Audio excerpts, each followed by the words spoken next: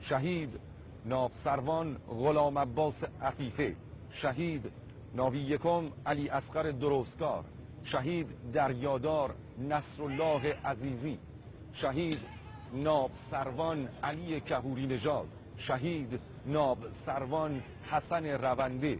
و شهید دریادار محمد ابراهیم همتی و شهید ناوسروان حمید قهرمانی و دهها شهید و صدها شهید سرفراز دیگر که در حراست و حفاظت و پاسداری از آبها و مرزهای دریایی کشور عزیزمان ایران عاشقانه بر قلب دشمن تاختند و این آرامش و امنیت را به همه ما هدیه دادند. یاد و خاطره